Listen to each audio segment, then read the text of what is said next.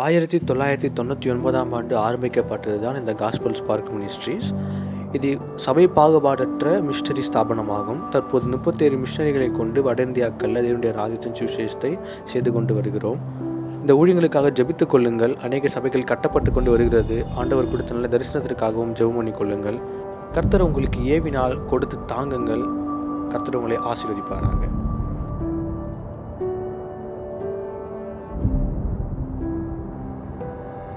அருமையான தேவனுடைய பிள்ளைகளே, இந்த நாளிலே உங்களோடு கூட சில ஆவிக்குரிய சத்தியங்களை நான் பகிர்ந்து கொள்ள வேண்டும் என்று விரும்புகிறேன். இன்றைக்கு கிறிஸ்தவத்திலையும் ஒரு பக்கம் ஆண்டவருக்காக வல்லமையாக பயன்படுத்தப்படுகிற தேவனுடைய மனிதர்கள் கூட்டம் கூட்டமாக சத்தியத்தை கேட்டு குடும்பம் குடும்பமாக இனம் இனமாக கூட்டம் கூட்டமாக ஆண்டவருடைய ரட்சிப்பிற்குள்ள வருகிற ஒரு பக்கம் அது நடந்து கொண்டிருந்தாலும், இன்னொரு பக்கம் உபத்திரவங்களையும் நாம் சந்தித்து கொண்டு இருக்கிறதை பார்க்க முடிகிறது. இன்னொரு பக்கம் கிறிஸ்தவத்துடைய அந்த சாராம்சமே மாற்றப்பட்டு கிறிஸ்தவம் ஏதோ ஒரு அழிவை நோக்கி போய்கொண்டிருக்கிறதை போல சில சம்பவங்களும் சூழ்நிலைகளும் இருக்கத்தான் செய்கிறது. தங்களுடைய வழியை விட்டு மாற்றுப்பாதையில் செல்லக்கூடிய கிறிஸ்தவம் இன்றைக்கு இருக்கிறது. ஒரு காலத்தில் அரசியலை அந்த மடைமாற்ற வேண்டும் என்று சொல்லி பேசின தலைவர்கள்லாம் உண்டு. ஆனால் இன்றைக்கு கிறிஸ்தவம் மடைமாற்றம் செய்யப்படக்கூடிய ஒரு சூழ்நிலை நாம் காணப்படுகிறோம். நான் இந்த செய்தியை ஆயத்தப்படுத்தி கொண்டிருக்கும் பொழுது இந்த பில்கிரிம் ப்ராக்ரஸ் மோட்ச பிரயாணம், அந்த மோட்ச பிரயாணத்தினுடைய அந்த காரியத்தை ஆண்டவர் எனக்கு ஞாபகப்படுத்தினார். ஜான் பனியன் என்கிற ஒரு தேவனுடைய மனிதர் சிறைச்சாலையில் இருக்கும் பொழுதுதான் அவர் இந்த சம்பவத்தை எல்லாம் எழுதுகிறார். ஒரு பெரிய புத்தகம் அது. வேதத்திற்கு அடுத்தபடியாக அதிகமான மொழிகளிலே மொழிபெயர்க்கப்பட்ட புத்தகம் மோட்ச பிரயாணம் என்கிற புத்தகம். வேதத்திற்கு அடுத்தபடியாக அதிகமாக விற்பனையான புத்தகமும் அந்த புத்தகம்தான். ஸோ அப்படிப்பட்ட ஒரு அருமையான அந்த புத்தகத்தில் ஒரு கிறிஸ்டியான் என்கிற ஒரு மனிதனை வைத்து ஒரு மனிதன் ஆண்டவராக இயேசு கிறிஸ்துவை தன்னுடைய வாழ்க்கையில் சொந்த இரட்சகராக ஏற்றுக்கொண்டு இந்த பரலோகத்துக்கு நேராக அவன் பயணிக்கும் பொழுது அவன் சந்திக்கிற பாடுகள், அவன் சந்திக்கிற கஷ்டங்கள், அவனுடைய சரீரத்தில் மனதளவில் குடும்பத்தில் அவன் சந்திக்கிற அந்த பாடுகள் எவ்வளவு என்பதை அவர் விவரித்து கொண்டே வருகிறார். அது ஆண்டவர் இந்த ஜான் பனியன் என்கிற தேவனுடைய மனிதர் சிறைச்சாலையில் இருக்கும் பொழுது ஆண்டவர் அவருக்கு கொடுத்த ஒரு தரிசனத்தை தான் அந்த புத்தகத்தில் அவர் எழுதியிருக்கிறார். அதில் ஒரே ஒரு சம்பவம் என்ன என்றால், இந்த ஜான் பனியனு கூட அவருடைய வைராக்கியத்தை பார்த்து இன்னொரு மனிதனும் கூட சேர்ந்து கொள்ளுகிறார். 2 பேரும் பரலோகத்துக்கு நேராக அவர்கள் நடந்து செல்லுகிறார்கள். அப்படி நடந்து செல்லும் பொழுது அவருடைய வலது பக்கத்திலே இன்னொருவர் நடந்து செல்லுகிறார். இவர்கள் போகிற அந்த பாதை கரடு முரடான பாதையாக இருக்கிறது. சரியாக நடக்க முடியவில்லை. கால் வலிக்குது. ஐயோ, நம்முடைய பரலோகத்துக்கு போய் சேர்றதுக்குள்ளால எவ்வளவு பாடுகளை நாம் அனுபவிக்க வேண்டியிருக்கிறது என்று சொல்லி 2 பேரும் பேசிக்கொண்டே போய் கொண்டிருக்கிறார்கள். அந்த நேரத்தில் வலது பக்கம் இன்னொரு வழி தெரிகிறது. அந்த வழியில ஒரு மனிதன் போய் கொண்டிருக்கிறான். அவன் சந்தோஷமா போவதை போல தெரிகிறது. ஆனால் அவனுடைய முகத்தை இவரால் பார்க்க முடியவில்லை. ஏனென்றால் அவன் முக்காடிட்டு கொண்டிருக்கிறான். ஆனால் சந்தோஷமாக போவதை போல இவர்களுக்கு தெரிகிறது. அவருடைய பார்வை கீழே தரையில் படும் பொழுது அவன் நடந்து போகிற பாதை ஒரு அழகான புல்வெளி பாதை. எப்படி ஒரு அந்த ரெசார்ட் பகுதியில் இந்த லான்லாம் வச்சுருப்பாங்க பார்த்தீங்களா, புல்வெளி, அதில் உட்காரணும்னு ஆசையாக இருக்கும், விளையாடணும்னு ஆசையாக இருக்கும். அதே போல் அழகான புல்வெளியில் அவன் சந்தோஷமாக நடந்து போய் கொண்டிருக்கிறான். அவன் போகிறதும் ஒரே டைரக்ஷன், இவங்க 2 பேரும் போவதும் ஒரே டைரக்ஷன். உடனே கிறிஸ்டியன் பக்கத்தில் இருக்கிற சொல்கிறான், அவரும் இந்த பக்கம் தான் போகிறார், அவர் யாருன்னு கேட்கலாமா? அவரை கூப்பிடுறாங்க. ஐயா, எங்கே போகிறீங்க? அவன் கேட்குறான், நீங்கள் எங்கே போகிறீங்க? நாங்கள் பரலோகத்துக்கு நேராக போகிறோம், நாங்கள் மோட்ச பிரயாணிகள், மோட்சத்துக்கு நேராக போய் கொண்டிருக்கிறோம். அவன் சொல்கிறான், நானும் அங்கே தான் போகிறேன். அப்படியா, நீங்களும் அங்கே தான் போகிறீங்களா? ஐயோ, எங்கள் பாதை கரடு முரடாக இருக்குது, எங்களால் நடக்க முடியல, கஷ்டமாக இருக்குது. உங்க வழி அழகா இருக்குதே, நல்லா இருக்குதே, செழிப்பா இருக்குதே, பார்க்கறதுக்கு கண்ணுக்கு குளிர்ச்சியா இருக்குதே அப்படின்னு சொன்ன உடனே இந்த கிறிஸ்டியானோ அவன் கூட போயிட்டு இருக்கிறவனும், சரி அந்த பாதையும் மோட்சத்துக்கு நேரம் தானே போகுது, அவனும் அந்த பாதையில் போறான்ல அப்படின்னு சொல்லிட்டு இவர்களுடைய இந்த கரடு முரடான பாதையை விட்டுட்டு இவங்க 2 பேரும் அங்க போறாங்க. கஷ்டமே இல்லை, அழகா நடக்கிறாங்க. ஐயோ இவ்வளவு வழி ஈஸியா இருக்குதே, கஷ்டமில்லாத வழியா இருக்குதே, இவ்வளவு நாள் நம்ம கஷ்டப்பட்டு வந்த பாதை, ஐயோ இந்த பாதையை கண்டுபிடிக்காம போயிட்டுமே அப்படின்னு சொல்லிட்டு மீண்டும் அந்த பாதையில் அவன் பின்னாடி நடந்து போயிட்டு இருக்கிறாங்க. திடீர்னு இடி முழக்கம் சத்தம் கேட்கிறது. ஒரு பெரிய மழை பெய்வதை போல ஒரு காரியங்கள், மின்னல் அப்படியே வெளிச்சமாக இருக்கிறது, இடி முழங்குது. அந்த நேரத்தில் ஐயோன்னு ஒரு சத்தம் கேட்குது. இதை முன்னாடி போய் கொண்டிருந்த அந்த முக்காடிட்டு போய் கொண்டிருந்தவன் ஒரு அண்ட பாதாளத்திலே அவன் அப்படியே காப்பாற்றப்படுவதற்கு வழி இல்லாமல் விழுந்து கொண்டிருக்கிறான். அவன் எங்கே போனானே கண்டுபிடிக்க முடியல. இவங்க அப்படியே எட்டி பார்க்குறாங்க, உள்ள ஒரு பெரிய பாதாளம், அவனை பார்க்கவே முடியல, அவன் எங்கே போனானே தெரியல. அப்படியே நின்றுட்டாங்க. நின்றுட்டு யோசிக்கிறாங்க, ஐயோ நம்ம தவறான பாதைக்கு வந்துட்டோமே. அன்றைக்கு சுவிசேஷகர் நற்செய்தி அறிவிக்கிற ஒரு மனிதன் இவர்களை இந்த பாதையில போங்க அப்படின்னு வழி காட்டினா, அந்த பாதையை விட்டுட்டு மாறி வந்துட்டுமே என்று சொல்லி அவர்கள் யோசித்து கொண்டிருக்கிற நேரத்தில் ஒரு முரட்டன், ஒரு அரக்கன் வந்து இவங்களை பிடிச்சிட்டு போயிடுறான். எப்படி ஒரு கிளியை ஒரு சின்ன கூண்டுக்குள்ள அடைத்து வைப்பார்களோ அதே போல ஒரு இரும்புனால செய்யப்பட்ட ஒரு பெரிய இந்த சிங்கத்தெல்லாம் அடைத்து வைத்துக்க ஒரு கூண்டு மாதிரி உள்ள ஒரு கூண்டுக்குள்ள கொண்டு தள்ளிட்டான். இப்ப 2 பேரும் ஆளுக்கு ஒரு பக்கம் போயாச்சு. கூட வந்தவன் எங்க போனான்னு தெரியல. ஆனால் கிறிஸ்டியான் இங்க அடைப்பட்டு இருக்கிறான். இவனுக்கு பயங்கரமான அடி உத விழுது. அன்னைக்கு நல்லா அந்த கதவை பூட்டிட்டு அந்த அரக்கன் போயிட்டான். அவன் போயிட்டு தன்னுடைய மனைவிட்ட சொல்றான், அவ பேரு அவிசுவாசம், அவ பேர் அவிசுவாசம். இதெல்லாம் ஆண்டவர் இந்த ஜான் பனியனுக்கு இந்த பெயர்கள் எல்லாம் கொடுத்து ஆண்டவர் எழுத சொன்ன ஒரு காரியங்கள்.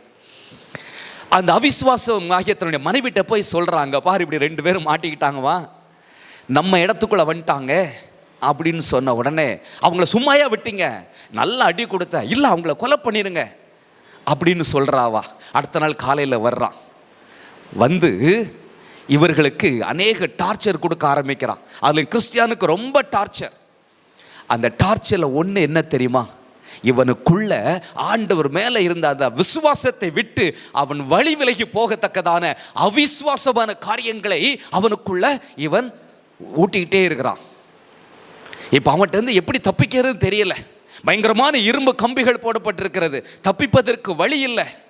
ஆனால் இந்த அரக்கன் அவனுடைய போதனைகளை எல்லாம் என்ன, இங்கிருந்து ஒன்னால் தப்ப முடியாது, நீ தற்கொலை பண்ணிக்கோ, இனி உன் வாழ்க்கை பரலோகத்துக்கு நேராக போக முடியாது, என் இடத்துக்குள்ள வந்துட்ட, இனி நான் உன்னை விட மாட்டேன், உனக்கு அழிவுதான் முடிவு அப்படின்னு சொல்லி பல காரியங்களை அவன் சொல்லிக்கொண்டே இருக்கிறான்.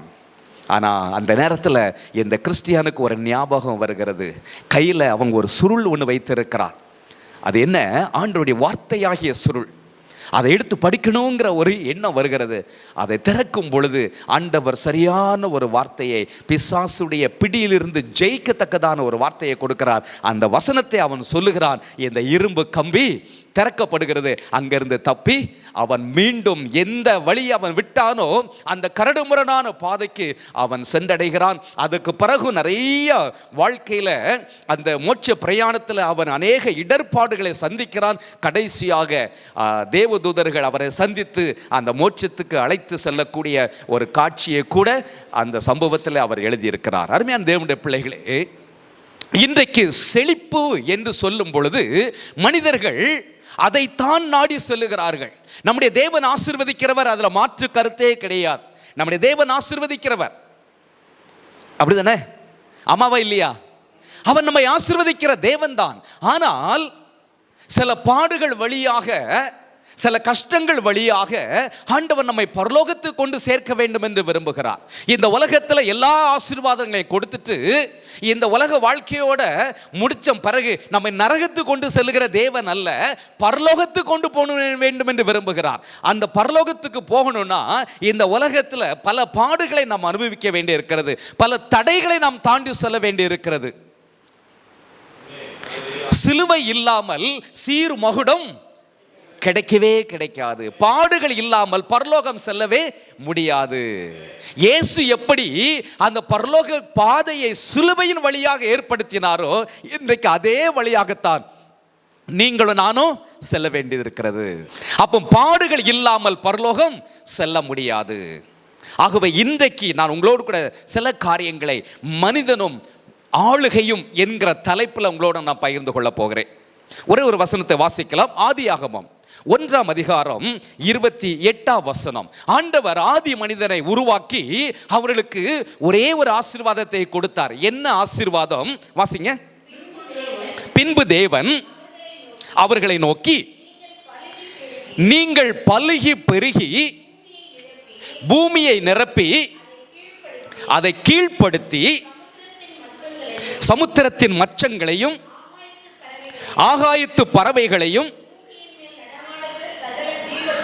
பூமியின் மேல் நடமாடுகிற சகல ஜீவ ஜந்துக்களையும் ஆண்டு கொள்ளுங்கள் என்று சொல்லி தேவன் அவர்களை ஆசீர்வதித்தார். எல்லாவற்றையும் ஆண்டு கொள்ளுங்கள் என்று சொல்லி தேவன் அவர்களை ஆசீர்வதித்தார் என்று சொல்லப்பட்டிருக்கிறது. அப்போ மனிதனை ஆண்டவர் உருவாக்கி இந்த ஆண்டவரால் படைக்கப்பட்ட அனைத்து காரியங்களையும், அது ஊரும் பிராணிகளாக இருந்தாலும் சரி, நடமாடுகிற பறக்கிற அல்லது நீந்துகிற எதுவாக இருந்தாலும் சரி, அத்தனையும் ஆண்டு கொள்ளுங்கள் என்று ஆண்டவர் அவர்களை ஆசீர்வதித்தார். ஆனால் என்றைக்கு மனிதன் பாவம் செய்தானோ அன்றைக்கு இந்த ஆளுகிற தன்மையை அவன் இழந்து போய்விட்டான். தொடர்ந்து நம்ம வேதத்தை வாசித்து பார்ப்போம் என்றால், இஸ்ரவேல் ஜனங்களை ஆண்டவர் தேர்ந்தெடுக்கிறார். அந்த இஸ்ரவேல் ஜனங்களை தேர்ந்தெடுத்து அவர்களுக்கு அநேக வாக்குத்தத்தங்களை கொடுக்கிறார். அப்படி வாக்குத்தத்தங்களை கொடுக்கும் பொழுது உபாகமம் 15ஆம் அதிகாரம் 6ஆம் வசனத்தில், உன் தேவனாகிய கர்த்தர் உனக்கு சொன்னபடி, உன் தேவனாகிய கர்த்தர் உனக்கு சொன்னபடி உன்னை ஆசீர்வதிப்பதினால் நீ அநேக ஜாதிகளை ஆளுவாய் என்று சொன்னார். அநேக ஜாதிகளை ஆளுவாய். இஸ்ரவேல் ஜனங்களுக்கு ஆண்டவர் வாக்கு கொடுத்தார். ஆண்டவரை எப்பொழுதெல்லாம் அவர்கள் பற்றி கொண்டார்களோ, அவருடைய வார்த்தைக்கு கீழ்ப்படிந்தார்களோ, அப்பொழுதெல்லாம் மற்ற ஜனங்களை அவர்கள் ஆண்டார்கள். பெலிஸ்தியர்களை ஆண்டார்கள், மோவாபியர்கள் ஆண்டார்கள், அம்மோனியர்களை ஆண்டார்கள், அநேக ஜாதியாரை அவர்கள் ஆண்டார்கள். ஆனால் என்றைக்கு ஆண்டவருடைய வார்த்தைக்கு கீழ்ப்படியாம போனார்களோ, இவர்கள் ஆண்ட ஜனங்கள் இவர்களை ஆண்டார்கள். ஹல்லேலூயா. ஆமா. சோ இப்படி ஆண்டவருடைய பிள்ளைகள் ஆளுவதற்காக பிறந்தவர்கள். ஆனால் இந்த ஆளுகையை கொடுத்த தேவனை அவர்கள் மறந்த பொழுது மற்றவர்களால் ஆளக்கூடிய ஒரு சூழ்நிலை இவருடைய வாழ்க்கையில வந்துவிட்டது. மனுஷனை குறித்து சங்கீதக்காரன் அழகாக எழுதியிருக்கிறார். சங்கீதம் 8ஆம் சங்கீதத்தில் 4-6 வசனம் வரைக்கும் நம்ம வாஸ்து பார்ப்போம்னா, மனுஷனை நீ நினைக்கிறதற்கும் மனுஷகுமாரனை விசாரிக்கிறதற்கும் அவன் எம்மாத்திரம் என்று சொல்லிவிட்டு உம்முடைய கரத்தின் கிரியைகளின் மேல் நீர் அவனுக்கு ஆளுகை கொடுத்தீர் என்று சொல்லப்பட்டிருக்கிறது. சகலத்தையும் அவருடைய பாதங்களுக்கு கீழ்ப்படுத்தினீர் என்று சொல்லி அந்த சங்கீதத்தில் நாம் வாசிக்க முடிகிறது. ஆனால் இந்த ஆளுகை எங்க போயிடுச்சு? இன்னைக்கு கால்மிதிக்கும் தேசத்தெல்லாம் ஆண்டவர் தருவேன் என்று சொல்லி ஆபிரகாமுக்கு வாக்கு கொடுத்தார். எம்மட்டும் அம்மட்டும் நீ அலைந்து திரி, உன் கால் மிதிக்கிற இடம் எல்லாத்தையும் உனக்கு தருவேன்னு சொன்னார். ஆனால் இன்றைக்கு ஆண்டவர் என்ன ஆசீர்வாதத்தை நமக்கு தருகிறார்? ஒருவேளை கால் மிதிக்கிற இடத்தெல்லாம் நமக்கு தந்துட்டா நம்ம எப்படி இருப்போம் யோசித்து பாருங்களேன். இன்றைக்கி கிறிஸ்தவ சமுதாயத்தில் பாருங்களேன், ஏராளமான பள்ளிக்கூடங்கள் இருக்கிறது, காலேஜஸ் இருக்கிறது, மருத்துவமனைகள் இருக்கிறது, ஏராளமான இன்ஸ்டிடியூஷன்ஸ் இருக்கிறது. அந்த இன்ஸ்டிடியூஷன்லாம் ஆண்டவருடைய நாம மகிமைக்காக நடந்து கொண்டிருக்கிறதா? ஆண்டவர் கொடுத்த ஆசீர்வாதம் ஆளுகைக்காக கொடுத்தார். ஆனால் இன்றைக்கு அந்த ஆளுகையிலே உட்கார்ந்து கொண்டு பணத்திற்கு அடிமையாக, அதிகாரத்திற்கு அடிமையாக, அந்தஸ்துக்கு அடிமையாக ஆளக்கூடியவர்கள் இன்றைக்கு அந்தஸ்தினாலையும் பணத்தினாலையும் தங்களை ஆள்வதற்கு ஒப்பு கொடுத்து ஆண்டவருடைய சித்தத்தை நிறைவேற்றாத சூழ்நிலை காணப்படுகிறதை நம்ம பார்க்க முடிகிறது. நம்ம தொடர்ந்து நம்ம வேதத்தில் நிறைய காரியங்களை நம்ம வாஸ்து பார்ப்போம். அப்படின்னா தானியேலுக்கு ஆண்டவர் வெளிப்படுத்தும் பொழுது பரிசுத்தவான்களுடைய ஆளுகை என்று ஒன்று இருக்கிறது. அது 1000 வருட அரசாட்சி. அன்றைக்கு நம்ம இந்த உலகத்தையும் ஆள போகிறோம் இல்லையா? ஆமாம். ஸோ அது வேற சப்ஜெக்ட். ஸோ இன்றைக்கு நான் உங்களுடைய சமூகத்தில் நாம் சொல்லக்கூடிய ஒரே ஒரு காரியம், எந்த ஒரு மனிதன் தன்னை உருவாக்கின தேவனை, எந்த ஒரு மனுஷன் தன்னை உருவாக்கின தெய்வத்தை தன்னை ஆளும்படிக்கு ஒப்பு கொடுக்கிறானோ அன்றைக்கு தான் அவன் ஒரு ஆளுமையை பெற்றுக் கொள்ளுகிறான். ஹல்லேலூயா. ஆண்டவரால் படைக்கப்பட்ட எல்லாவற்றையும் மனிதன் ஆள வேண்டும் என்று ஆண்டவர் படைத்தார். ஆனால் மனிதனாகிய நம்மை, மனிதர்களாகிய நம்மை அவர் ஆள வேண்டும் என்று விரும்புகிறார். அவருடைய ஆளுகைக்கு நம்மை ஒப்பு கொடுக்க வேண்டியது அவசியம். நம்ம வேதத்தில் நம்ம வாசிக்கும் பொழுது 1 சாமுவேல் 8:7, 1 சாமுவேல் 8:5 நீங்க வாசித்து பார்த்தீங்கன்னா, வாசிங்களேன். 1 சாமுவேல் 8ஆம் அதிகாரம் 5ஆம் வசனம். 1 சாமுவேலின் புஸ்தகம் 8ஆம் அதிகாரம் 5ஆம் வசனமும் 7ஆம் வசனமும். இதோ உம்முடைய குமாரர் உம்முடைய வழிகளில் நடக்கிறதில்லை, ஆகையால் சகல ஜாதிகளுக்குள்ளும் எங்களை நியாயம் விசாரிக்கிறதற்கு ஒரு ராஜாவை ஏற்படுத்த வேண்டும் என்றார்கள். அன்றைக்கு இஸ்ரவேல் ஜனங்கள், மூப்பர்கள் எல்லாரும் சாமுவேலிட்ட வருகிறார்கள். உம்மை போல உங்களுடைய பிள்ளைகள் இல்ல, ஆகவே சகல ஜாதிகளுக்குள்ளும் என்ன முறைமை கடைபிடிக்கப்பட்டு வருகிறது, அவர்களை ஆள்வதற்கு ஒரு ராஜா இருக்கிறார்கள், அவர்களை நியாயம் விசாரிப்பதற்கு ஒரு ராஜாவை ஏற்படுத்திக் கொள்ளுகிறார்கள். ஆனால் எங்களுக்கு அப்படி இல்லை, எங்களுக்கும் அவர்களைப் போல. அருமையான தேவனுடைய பிள்ளைகளே, இங்க ஒரு சத்தியத்தை நான் சொல்ல வேண்டும் என்று விரும்புகிறேன். ஆண்டவருடைய பிள்ளைகள் என்றைக்கும் புறஜாதியாரை போல, ஆண்டவர் அறியாத ஜனங்களைப் போல நாங்களும் செய்ய, அவங்க செய்யறாங்க, இதுல என்ன தப்பு இருக்கு, அதுல என்ன தப்பு இருக்கு?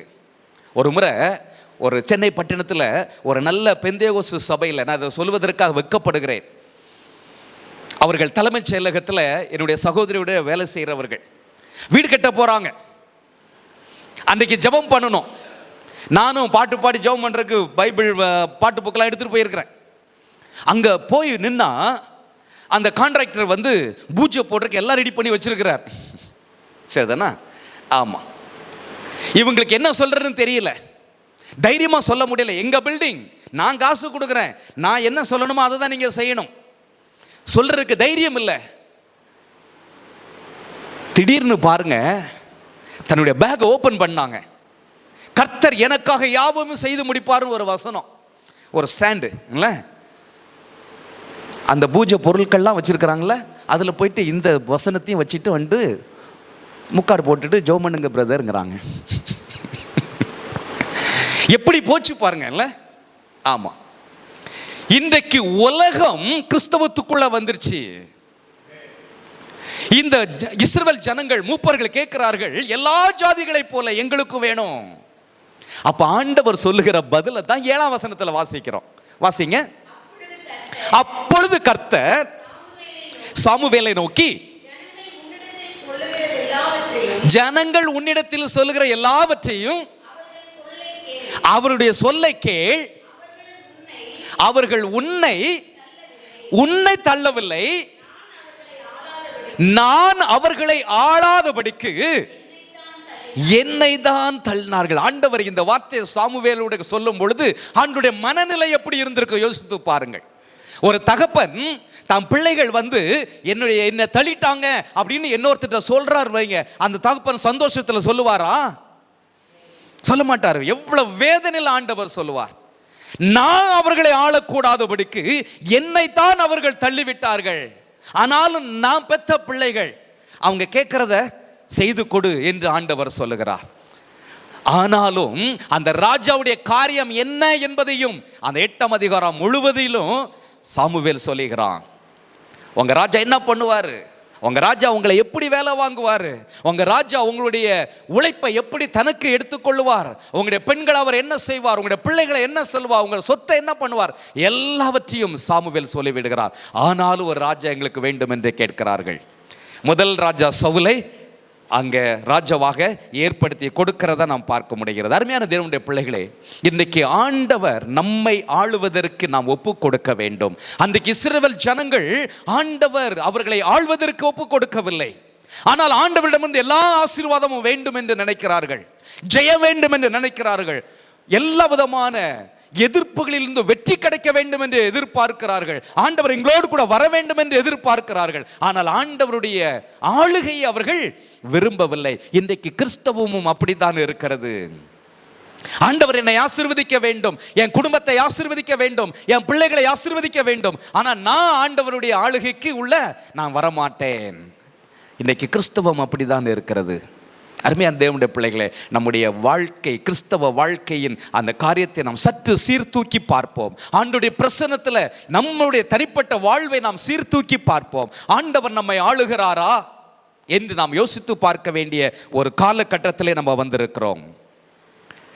பிலேயாமுக்கு ஆண்டவர் பல காரியங்களை வெளிப்படுத்துகிறார். ஒருவேளை பிலேயாம் ஆண்டவருடைய பிள்ளைகளுக்கு விரோதமான காரியங்களை செய்ய வேண்டும் என்று சொல்லி அவன் பல விதங்களில் முயற்சி செய்தாலும் கடைசியா அந்த தீர்க்க தரிசனம் எல்லாமே ஆண்டவருடைய பிள்ளைகளுக்கு சாதகமாகவே வருகிறது. இவர்களை சபிக்க முடியாது என்று நினைத்தவன் கடைசியாக அவன் சொல்லும் பொழுது, இஸ்ரவேலை ஆசீர்வதிப்பதே கர்த்தருக்கு பிரியம் என்று அவன் அறிந்து கொண்டதுனால அதுக்கு பிறகு சில தீர்க்க தரிசனத்தில் இயேசு கிறிஸ்துவை குறித்த ஒரு வெளிப்பாடும் அவனுக்கு வருகிறது. என்னாகமம் 24ஆம் அதிகாரத்தை நீங்க வாசித்து பார்த்தால் 19ஆம் வசனத்தில் யாக்கோபிலிருந்து தோன்றும் ஒருவர் ஆளுகை செய்வார்.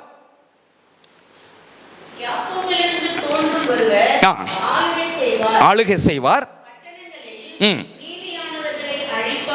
போதும் பாருங்க, யாக்கோபிலிருந்து தோன்றுகிற ஒருவர் ஆளுகை செய்வார்.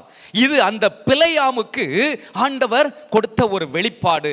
அந்த யாக்கோபிலிருந்து உதித்த அந்த ஆண்டவராய் இயேசு கிறிஸ்து நம்முடைய வாழ்க்கையை, நம்முடைய குடும்பத்தை, நம்மளுடைய தொழிலை, நம்முடைய எல்லா காரியங்களையும், ஏன் நம்முடைய ஊழியத்தை அவர் ஆளுகை செய்ய வேண்டும். ஹல்லேலூயா.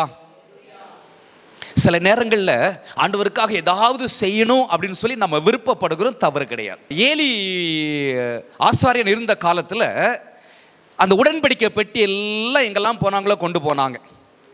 அதுக்கு பிறகு அது பிடிக்கப்பட்டது, பெலிஸ்தருடைய தேசத்தில் இருக்கிறது. சவுல் ராஜாவாக இருக்கிற காலத்தில் அந்த உடன்படிக்கை பெட்டியை குறித்து அவன் அக்கறையற்றவனாக இருந்து விட்டான்.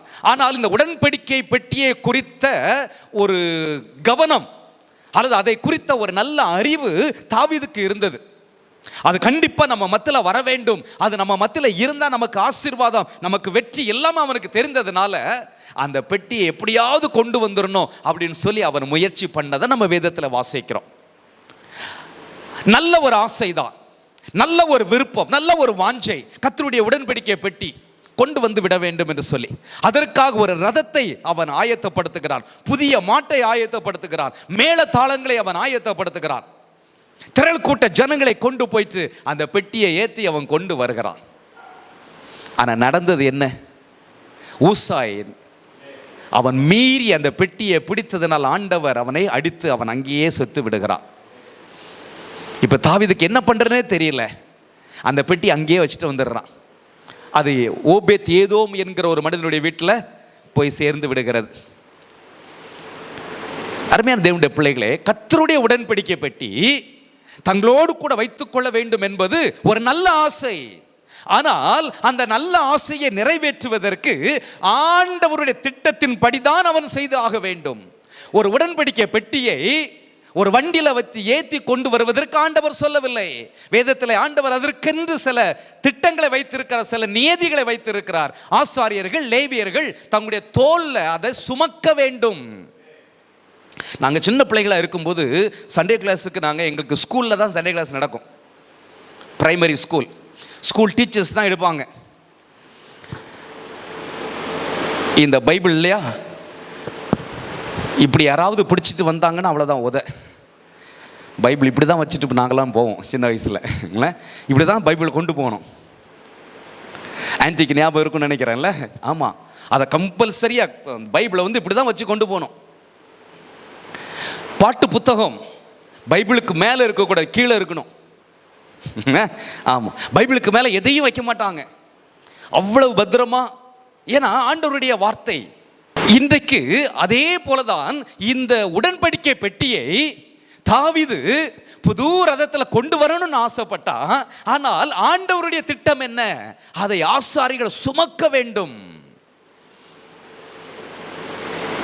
ஆண்டவர் நம்மை ஆளுவதற்கு நம்மை ஒப்பு கொடுத்தோம் அப்படின்னு சொன்னா, ஒவ்வொரு காரியத்திலையும் என்ன ஆண்டவரே செய்யணும், என்ன ஆண்டவரே அடுத்தது பண்ணணும், என் குடும்பத்திற்கு நான் அடுத்தது என்ன செய்யணும், என் ஊழியத்திற்கு நெக்ஸ்ட் நான் என்ன பண்ணணும், என் தனிப்பட்ட வாழ்க்கையில் அடுத்தது நான் என்ன பண்ணணும், என் பிள்ளைகளுக்காக நான் அடுத்தது என்ன பண்ணணும், எல்லாவற்றையும் ஆண்டவர் நம்மை ஆளும் பொழுது அவருடைய சித்தத்தை மட்டுமே நம்ம செய்வோம். ஹல்லேலூயா. பொதுவாக மனுஷனுடைய இயல்பு என்ன தெரியுமா?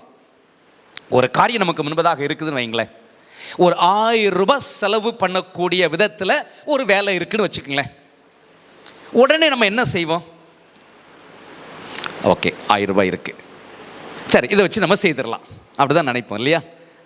இப்போ ஒரு 10,000 ரூபாய், சரி கையில் ஒரு 1000 தான் இருக்குது, இவங்ககிட்ட வாங்கிடலாம் அவங்ககிட்ட வாங்கிடலாம், ஓகே ரைட் முடிச்சிடலாம் அப்படின்னு நினைப்போம். இப்போ நம்முடைய தகுதிக்கு மிஞ்சி ஒரு காரியம் வருதுன்னு வைங்களேன், அந்த நேரத்தில் தான் என்ன பண்ணுவோம்? ஆண்டவரே இது எவ்வளவு பெரிய ஒரு இது கஷ்டம், ஆண்டவரே இவ்வளவு பணத்துக்கு நான் என்னப்பா பண்ணுவேன், ஆண்டவரே நான் என்ன ஆண்டவரே பண்ணுறது அப்படின்னா நம்ம ஆண்டவர்கிட்ட. ஸோ நமக்கு முடியாத ஒரு காரியத்துக்கு தான் நம்ம ஆண்டவர்கிட்ட போருமே ஒழிய, நமக்கு முடிந்த காரியத்தை ஆண்டவர்கிட்ட என்ன பண்ண மாட்டேங்கிறோம், கேட்க முடியும். ஆண்டவரே இந்த 1000 ரூபாய் செலவு இது சரிதானா, இதை நான் செய்யலாமா அப்படின்னு கேட்குறதே இல்லை. ஆனால் ஆண்டவர் அதை எதிர்பார்க்கிறார். அவர் நம்மை ஆளுவதற்கு ஒப்பு கொடுப்போம் என்றால் நம்முடைய சித்தம் அல்ல, நம்முடைய சுயம் அல்ல, நம்முடைய சுய விருப்பு வெறுப்பு அல்ல, அவருடைய சித்தமே நம்முடைய வாழ்க்கையில் நடக்க வேண்டும். அதுதான் ஆண்டவர் விரும்புகிறார். நம்மை ஆளுகிற ராஜா, இந்த உலகத்தில் நீங்க பாருங்களேன், ராஜாக்கள் இருக்கிறார்கள்.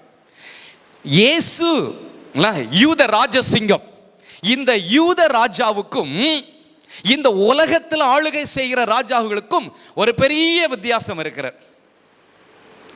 இந்த உலகத்தை ஆளுகிற ராஜாக்கள் அந்த நாட்களில் குதிரையில் வருவாங்க இல்ல, ஆனால் இயேசு எப்படி வந்தாரு?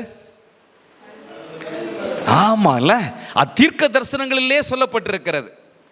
கழுதையின் மேலும் கழுதை குட்டியாகி அது மரியின் மேலும் ஏறி வருகிறவராக இருக்கிறார், சாந்த குணம் உள்ளவர். ஆனால் இந்த உலக ராஜாக்கள் மூர்க்க வெறி கொண்டவர்கள், இரத்த வெறி கொண்டவர்கள் இல்ல. ஆமா, வெட்டு அழி நாசப்படுத்து அதுதான் அவங்களுக்கு. ஆனால் நம்ம ராஜா அப்படி அல்ல, அவர் சாந்த குணம் உள்ளவர், அவர் அன்பு செலுத்துகிறவர், அவர் இரக்க குணம் உள்ளவர், அவர் தயவு உள்ளவர், கிருபை உள்ளவர், சமாதானத்தின் தேவன்.